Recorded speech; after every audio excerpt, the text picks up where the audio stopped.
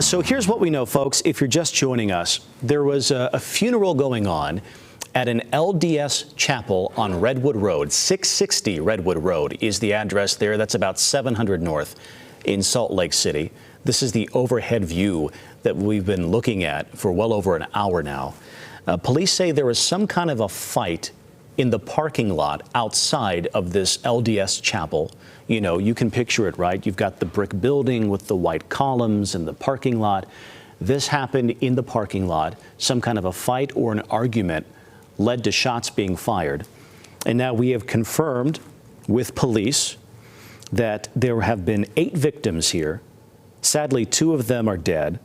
3 more are in critical condition. And 3 others, we believe, are being treated right now. They were taken to the hospital in private cars. They didn't wait around for an ambulance, understandably.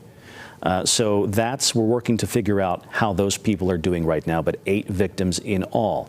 Our other reporter on the scene tonight, Mr. Jordan Tracy, he's gathering information, and if we can take him live. Jordan, about where are you and what are you seeing and hearing? Well, Brian, we have just been moved back. I know the original media staging area was across the street at the Mountain America Credit Union. We're now in the Lucky parking lot, which is a local grocery store here on the west side neighborhood of kind of that border of Rose Park, Fair Park neighborhood, where there's a Dollar Tree and some restaurants and things like that. But right down the street, you see it's still an active scene as police are still gathering more information. And just moments ago, I spoke to an official from the fire department who moved us back here, saying that within the next 10 minutes or so, we're expecting another update from police. Again, the things that we don't know that we're still waiting for is more on the suspect or suspects, as it's not clear if there is multiple or not. Last we heard was that suspect was still on the run, so we're waiting to hear if police have tracked that person down. I don't know if you can hear it, but there is a helicopter in the sky circling this area as they are continuing to try to gather more information. Swarms of police and, of course, people onlooking. This is a busy area, folks.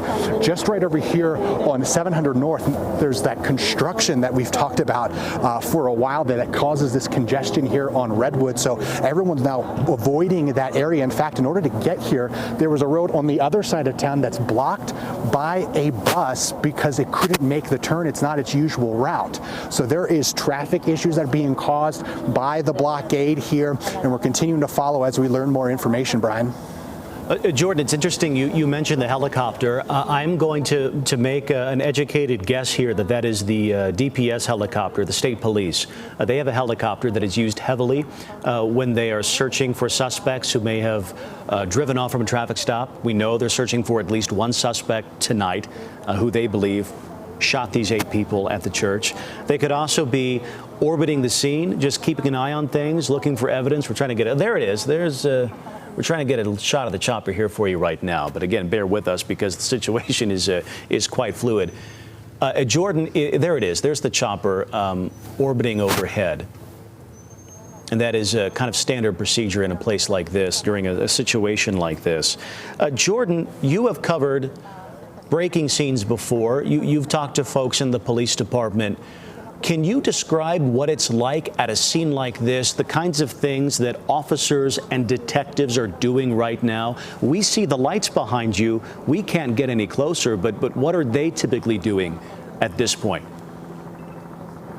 Well, Brian, first and foremost, that's securing the scene. You know, it is of the utmost importance that when they have this investigation, that any evidence in the surrounding area isn't contaminated by anybody going through that area and possibly walking through an active crime scene, because that's exactly what this is. Even though we're hearing about victims being transported and unfortunately those deaths that have come from this is going to be an active crime scene throughout the night as they try to pick up the pieces to see what happened here. What we've been told so far was that there was a funeral happening at this meeting house, and in the parking lot, a fight took place where then shots were fired and this tragic incident happened. Again, that's why they have to create such a large perimeter to make sure none of that evidence that they're collecting throughout the night is contaminated in any way. And that's why the blockades, not only here at 700 North in Redwood, but on the other side, all the way down close to Gertie Avenue, where that chevron is, that actually not too long ago, maybe 5 months ago, had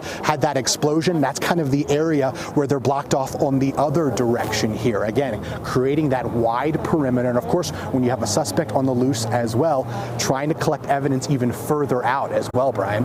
Yeah.